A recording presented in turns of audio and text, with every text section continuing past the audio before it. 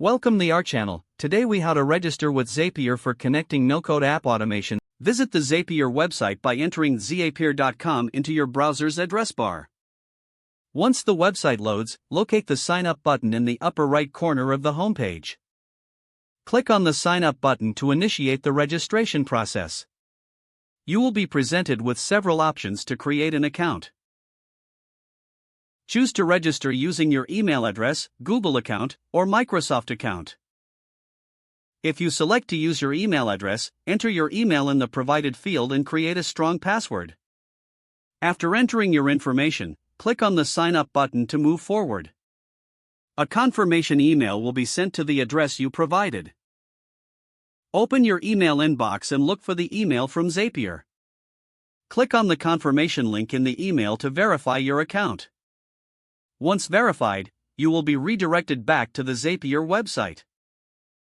Now, log in using your email and password or the account you used for registration. Upon successfully logging in, you will be guided through an onboarding process. This process will help you learn the basics of using Zapier for automation. You can choose to skip the onboarding tutorial if you're already familiar with the interface. Once you're in your dashboard, you can start creating your first Zap. Begin by clicking on the Make a Zap button in the upper right corner. You will then select the trigger app that will initiate your automation. After choosing your trigger app, follow the prompts to set it up. Next, select the action app that will perform the task based on the trigger. Finalize your Zap by setting any additional options or filters. After configuring your Zap, click on Turn on Zap to activate your automation. You have now successfully registered with Zapier and set up your first automation. If the page does not load, refresh the browser or try again in a private or incognito window.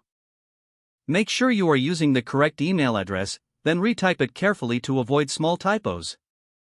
If your password is not accepted, use the reset option and create a new strong password you can remember. Check your spam folder for verification or security emails, then complete any requested confirmation steps. Enable two-factor authentication if available to improve account security and reduce unauthorized access risk. Don't forget to like this video and subscribe to our channel for more step-by-step tech guides.